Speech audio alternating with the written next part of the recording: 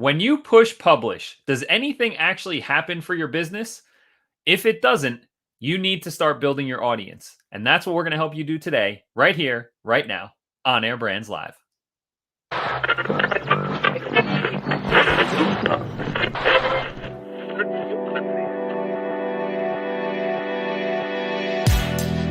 now tuned in to the On Air Brands podcast.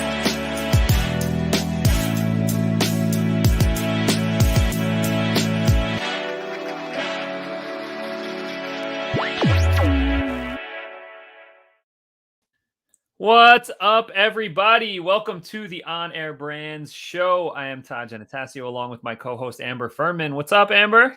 What's up, Todd? I'm super excited for today's episode. And it's so crazy because I know that we plan out what we're going to talk about and stuff, but I always feel when you do the intro that I'm like, oh my gosh, I'm hearing this for the first time. And I'm super excited to dig in.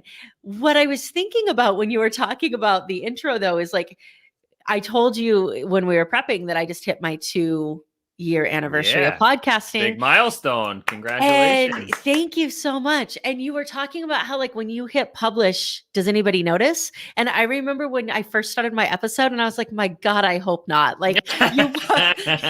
You publish stuff and you're like, I really hope nobody listens to this. Yeah. But then eventually that changes and you're like, man, I really want somebody to listen to this. How do I get them to listen? Because now I don't sound entirely awful. I just sound kind of awful because I got better. Yeah. Well, that's the old adage. Whenever you start something, you're going to suck, and you keep doing it until you suck so little that you're actually pretty good. And the good news is when you're first starting, you probably don't have any audience paying attention. And so it doesn't matter that much anyway. So you actually have a runway to improve as you persist. So I'm with you on that. And that's actually, we're going to talk about that in a couple weeks, how to get started with a strategy that I call season 0. Which makes it super easy and fast to get kickstarted, so you can get those reps in and get better. So make sure you guys are subscribed so that you catch that episode in a few weeks. But today's topic is very important to every business. It is all about having an audience and the power of having an audience and why you want to have an audience. So every business is different with how specifically and how frequently this can help. But on Friday, I sent out an email to my list. It was the end of the month. Was it the end of the quarter? I don't really go by quarters in my business, but it was the end of the month. And I was like, let's try and push some sales through at the end of the month here and set some records. And I'm happy to say July was the best year. I'm pretty sure it was the best month that we've ever had in our 10 years. We did have a really high revenue streak for a year. But it was not nearly as profitable because I didn't know what I was doing. But July was the best month. And on Friday, I was like, you know what, let's see if we can push a couple more sales through with some of our digital products. And I sent out an email to my list, did a little flash sale style thing, right? Discounted offer for one of our programs. And we got some sales coming through. That's amazing. And that's how it works. Now, of course, an audience is not just people you can spam and send sales links to. These are people who get emails from me regularly with full of great content, links to these episodes, articles, commentary, insights, right? I'm building relationship. I'm putting equity in that bank. And so when it's time to draw out of that bank, I send out an email. And again, my programs are highly valuable. They're going to change they're going to change the trajectory of your business. So it's not like I'm just asking you to give me money. It's not, hey, thanks for being an email subscriber. Can you just PayPal me a couple $100? Right. But when you build an audience that's engaged and paying attention to you and you add value, you can send out those messages. So in my business, it looks like that every once in a while we do something like that. My wife runs a business where she sells very low priced, $5 to $20 products to people. So she a much more e-commerce style. And so she sends out a couple emails a week. One of them is pure content, but she sends out flash sales, social promos, and emails. And she's getting, dozens to hundreds of sales every day because when she pushes publish, there are people paying attention that want what she has. That's amazing. And, we have, and I'm going to say strategically planned. We'll decide how accurate that statement is later. But we've strategically planned this series that we're doing on basically audience to publish and tools and tricks and some really cool stuff you guys are going to want to listen to over the next couple of weeks. But one of the things that we're going to talk about in the coming weeks is, what does success mean for your podcast? Like, how do you measure success in your podcast? And then based on that, you can engage with your audience in a way that's beneficial. You can't do that if you don't have an audience in the first place, though, which I think is what's really cool about where we're kind of starting this conversation is, how do you get them? How do you engage with them? How do you make sure that they don't roll their eyes when they see your email come in and wonder what it is you're trying to sell them now, right? And how do you make it fun and engaging and different? And I think that, being like salesy is one thing, but then there's also this other side of it of being like too nonchalant about it. I think I mentioned on a past episode that I was on an email list where they sent Friday funnies out, which were great. But after so many Fridays of Friday funnies, why am I opening it anymore? Like, I'm good. So I'm really excited to dig into those topics. How do we start to get that audience? What's the power of having that audience? How do we cultivate that before we need it? Dig the well before we're thirsty, so to say, so that we can have those conversations later. Yeah. So first, let's define what an audience is. So, by definition, an audience is a group of people who are paying attention to what you have to say, right? What you're saying. So, the great thing about digital audiences are that they're much more measurable, right? And we'll talk about this next week when we talk about measuring your success for your podcast. But you can measure how many people are on your email list. You can measure how many social media followers you have and how much engagement you're getting. And so, yes, there's, those can be vanity metrics to an extent. We'll talk about that again next week when we talk about measuring.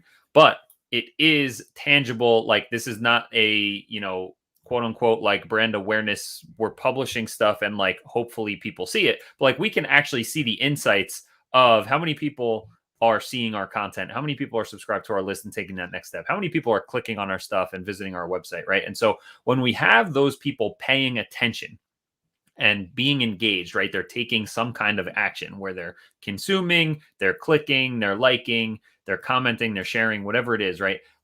That is building up a relationship with these people that means more, right? Like George Bryant says, he's gotten a plug the last couple of weeks, but relationships over algorithms. And so when you have a group of people, when you have an audience, when you have people paying attention to you, you don't have to worry if the Facebook algorithm is going to show them your content, because they're going to be on the lookout for your content, right? There are specific accounts on Instagram. Like, when I log in, if I scroll for 20 or 30 seconds and don't see their stuff, I'll search their account because I'm paying attention to what they're putting out, right? And so when you have that, you don't have to worry as much about the technicalities of algorithms in a news feed, especially when you have an email list. You don't have to worry about that either, right?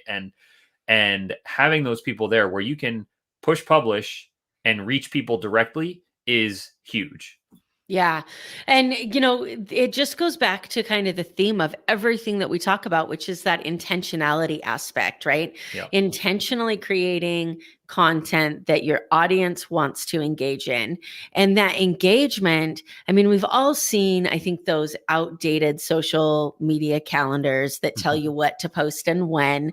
I think, though, that the value of those is that they really highlight the need for a variety of content and an intentional variety of content, which is so much along the lines of what we're talking about now. Yeah. And, I don't want to go too deep down this rabbit hole, but I have been saying for a while now to kill the marketing calendars, because I do like what you just said. The highlights of it are you should have a range and variety of different types of content. The problem with calendars are that they are date-based, where we're saying, I mean, look, we're doing it where we're saying we have a show every Wednesday and here's the stuff we're talking about for the next few weeks. But all that stuff lines up, right? So we're not saying, all right, it's Monday, we're publishing this. It's Wednesday, we're publishing this. Here's what fits into the schedule.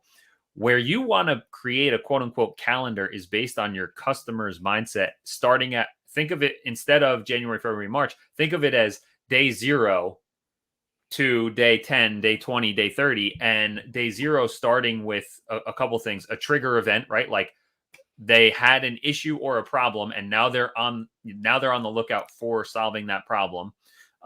Or even pre day zero, where it's like, hey, they're living their life status quo, and I just want to get in front of them to create the trigger event and to build a relationship. And so knowing day zero, they're thinking about this kind of thing. Day 1, day 2, day 3, day 4, day 5, day 6, day 30, day 90, day, a million. And now you're putting content out and you're communicating with people on their schedule and their needs, as opposed to like, hey, we need to put stuff out, let's put it in the calendar. So you might have a calendar for the dates that you publish things and the dates that you work on things, but when you're thinking about who's interacting with them and when and why, think about it from that customer's day range as opposed to the monthly calendar. Yeah, I love that. And we're going to dig into that all later, as we Yeah. talked about in other episodes. So the idea of an audience, this is something that somebody said to me once that changed the term audience for me. And he was talking about a podcast guest. He says, one of the things that I love about podcasting for businesses is, when else do you have the opportunity to have a member of your audience engaged with you for 60 minutes? Yeah. And I thought, man, I've always thought of it as the listener, right? Yeah. I'm creating this for the listener. But when you expand that and you know that your audience includes the person that you're talking to right then, your guest, you're keeping, so many people think that you plug a microphone in, you start talking, you have a podcast. And while that's technically true, when you think about your audience being your guests, the people who are editing your stuff, the people who are consuming your content online, the people who are listening, like all of a sudden you get this spider web of opportunities to learn more about what your audience wants to hear so that you can create a bigger impact. Yeah. Yeah. And in a world where like, let's make a list of like, where should you build an audience? What kind of audiences should you have? And there's email list, there's social media, and podcast subscribers, podcast downloads. Those numbers are murkier. You can't really get access to that kind of stuff yet. But in social media, you're talking about 5 seconds to 2 minutes max of attention at one time, because that's the context of the channel, right? Email, anywhere from 5 seconds to a few minutes, depending on the length. If they get to click over your website, you get to buy more time. But you're right. Podcasting, when you publish something and it shows and it's in the podcast feed and someone's subscribed and it gets added to their queue, like, you're in their earbuds for, the length of your episode, 15 minutes, 25 minutes, 60 minutes. There's people who are crazy. We actually were talking about this in the show earlier, like what's a good length for us to be aiming for. We've been running around 40 minutes, which I think is good when they're packed with value, which I think our episodes are and have been. I am a happy subscriber of our own show, because if you can't love yourself, who else should love you? Oh, it's a rough world. But yeah, that time that you spend where you're communicating directly into someone. I mean, just think about the intimacy of like your headphones or earbuds are like up against someone's head and you're in there with them, right? Like, just the closeness of that. But then the time spent really creates a deeper relationship with the people that you're communicating with. And that's huge. And that's the power of having a podcast audience, to really take your relationships deeper. And that's really, when we talk about measuring success next week, we'll talk about that, because I really look at podcasting success is really about deepening relationships and engaging your existing audience, as opposed to publishing a podcast as necessarily a discoverability tool, Yeah, absolutely. And I think that's huge to deepen relationships that way. Yeah. So we've all said, and probably more times than we should admit, that your network is your net worth. I feel like that's probably a phrase that needs to be retired from the world. However, it feels true. Old and antiquated, right? It does. And yet, when it's done right, it's so true. Yeah. I think that there's this old school of your network is your net worth that believes that the number of business cards you have on your desk and the number of contacts you have in your phone is your net worth. Yep. I may have mentioned this on a prior episode, or maybe it was in an off-air conversation, but I have a friend that knows so many people. And you almost get enamored by how many people he knows, and like, you're jealous of this. But when you flip that around and you're like, yeah, but if you were to walk down the street and say, hey, do you know this guy?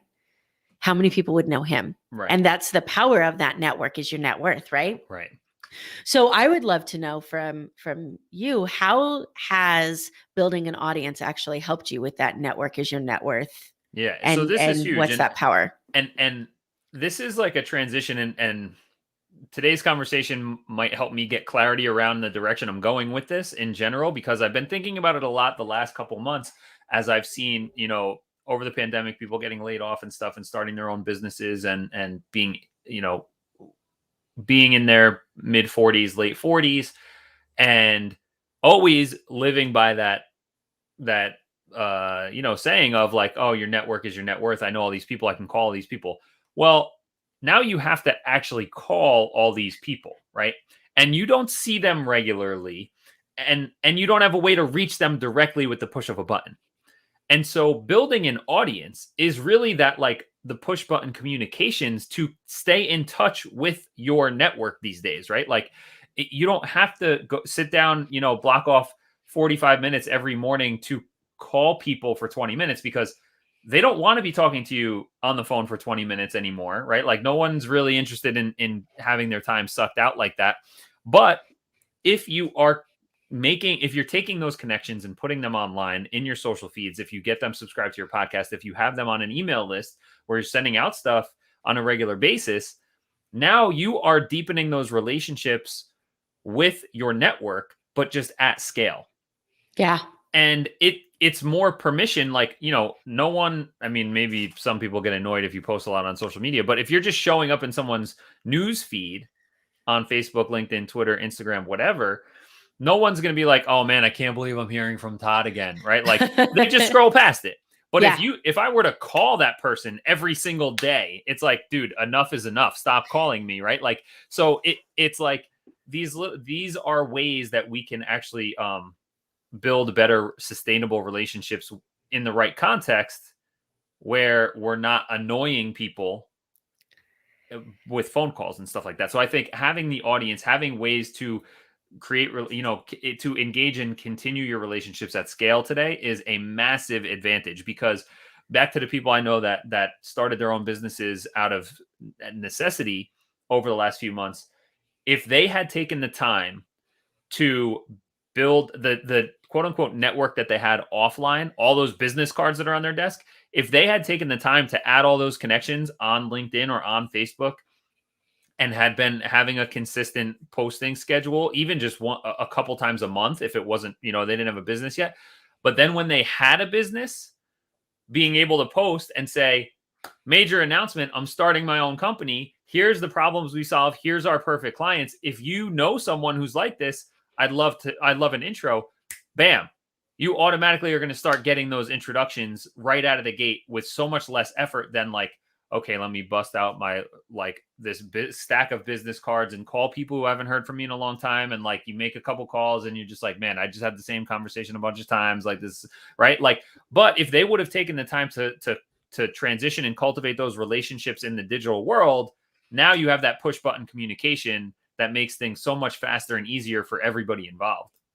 Yeah. And I think it's really interesting that you mentioned, the picking up the phone thing, because we're in a world where, unless you are my really good friend and I expect to hear from you at random, or my family that I expect to call at random, somebody, and I did this to you a few weeks ago, Yeah. somebody calls you without you understanding why. And you're like, okay, is the world ending? Yeah. What's the emergency? Why could we not do this through text or email? Yeah. Like, phones just aren't what they used to be. It's not Yeah. the way of primary communication anymore. So for me, if I get a call from somebody and I'm not expecting a call from them, I'm wondering like what emergency has happened in the Exactly. world, because that's not Yeah. how we communicate anymore. Yeah. So on that note as well, with the network is your net worth, I remember when I started my podcast, first of all, I didn't have a business. And I remember thinking that was a bad thing. Like, I don't have a business yet. And I remember being told that's the perfect time to start a podcast. Yeah. When all you're doing is sharing value. Yeah. And then you just mentioned, then you make the announcement later. when we were reaching out to people, and I'm hearing people say, hey, when you reach out to a guest that you think might be outside your reach right now, find out how you can add value to them. Well, here I am sitting here with no business, very little network. And I'm like, what the heck am I going to give to some high profile guest? When what I learned was the more people you know, the more problems you can solve. Mm-hmm.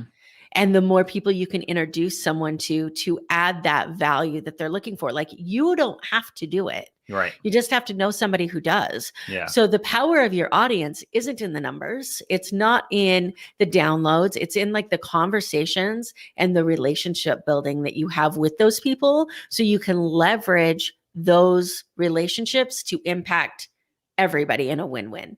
Yeah. Yeah. Yeah. Exactly. It's huge. And it's funny because when people start a show like you did before the business was ready or before a product was ready, it gives you permission to have the patience of like, I'm cool showing up and just adding value, putting out good content. Like, there's nothing to sell, nothing to promote. Now that does lead to potential issues when like you do start to sell something. You need to be able to do it tactfully, so to speak, right? Like, because your audience is not used to hearing that. So, but that goes for any time anyway, right? But in this way, it gives you that permission of just showing up with the full intention of adding value. I had a call yesterday with someone introduced to me, and going into the call, I was not expecting them to from a business model standpoint, I did not expect them to be a fit for my agency. And so I went into that with the full intention of, let me understand understand what they're trying to do and who can I introduce them to that's going to be able to help them. And we started the call off with that. And like, we talked for a couple of minutes. He told me about the business, and I was like, look, I'm going to be honest with you. Like, we had 30 minutes on the calendar. 5 minutes into the call, I said, look, I'm going to be totally honest. Like, my mission and goal in general is to just add value where I can. And we are not an agency that typically works with your kind of business. I do have a friend that's really great with this, and I think that she'd be a good fit. So, full transparency, I'm probably planning to introduce you to someone else. But I would love to hear more about what you have going on, and let's talk about it. And so then we just started chatting, and he's, and I kind of explained to him my philosophy and approach on business, gave him the modern marketing principles, customer centric, value first, education based, conversational, humanized branding, and direct response next steps. And he was like, man, he's like, all of that sounds awesome. And we actually talked about building an audience. And he's like, dude, he's like, that's exactly what I want. And that's the approach that I want to take. Like, can we get started with you? And he ended up signing up with us. And so that's awesome. Just going into that, like, similarly, like, I had zero intention. I had zero expectation that in the next 30 minutes, this was going to be a new client for us. I fully intended on like, the value that I'm going to be able to bring here is probably through a referral or introducing them to someone else. And just showing up, listening, and hearing what's going on, and then having a quality conversation that ended up. And look, I didn't do this intentionally, but looking back on it, the same way that having a show where you're not selling something gives you the permission to add value, maybe changing those expectations where like I completely removed the idea that like this was a quote sales call, right? Like I was like, hey, I'm not here to sell anything. I don't even think I can sell you anything. Tell me about your business. I'll tell you about my business, and then I'll make introductions accordingly.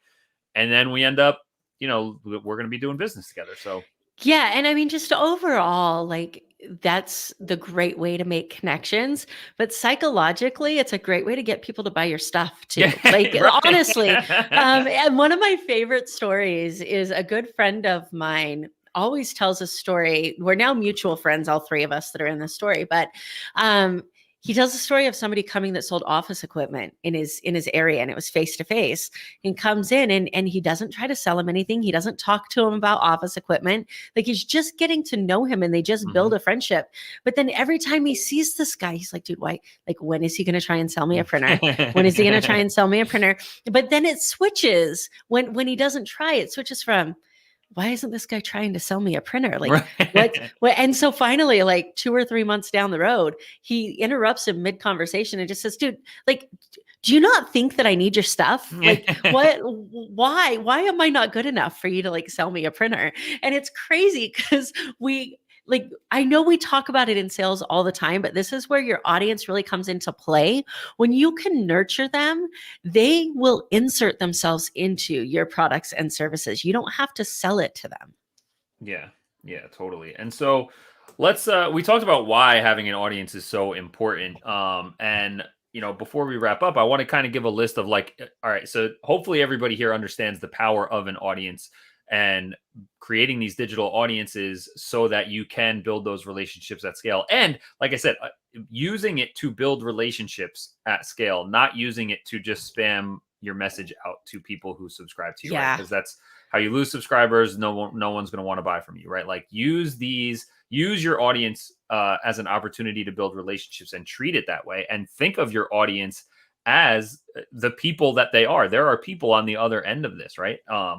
And so a couple things, like if you're watching us, like we highly recommend that you have a show for your business, video show that you turn into an audio podcast. So that's one audience to build is podcast subscribers. We talked about the way that this creates such a deeper relationship. And if you're listening to us and you've made it 25 minutes into this episode, you know how you feel right now. Like hopefully we've added enough value. You stuck around. So you understand that like we have a connection with you guys and you're getting value from this conversation. And that means so much more than just following someone on Instagram and never seeing their stuff because the algorithm doesn't show it to you, right? So number one, having a podcast audience is huge to build deep relationships. And we'll talk about measuring success next week. Make sure you're subscribed. But I personally am someone who believes that the podcast audience comes from another one of your audience, using the podcast to deepen the relationships. And so the other two, number one, primary one is you want to build your email list, right? Like, and we could talk in a future episode about the best way to do that. I like using lead magnets, which are like free digital products,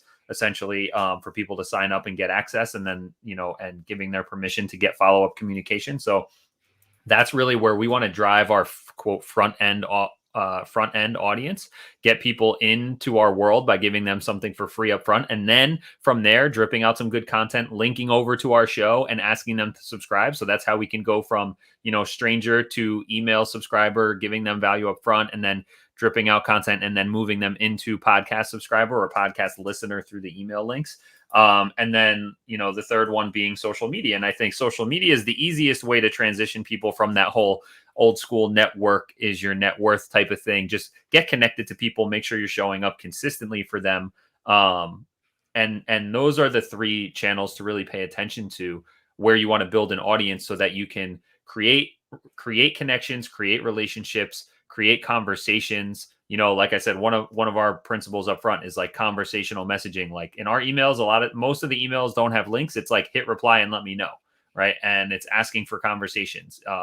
And it's DMing people after they comment on a social post to continue a conversation, quote unquote, offline. Right. So use these channels to build an audience that you can build relationships with. That's the bottom line I keep getting at here. Yeah, I absolutely love that. And from somebody that has been extremely transparent on this show about my lack of an email list and the fact that it is growing to almost double digits now. No, Nice.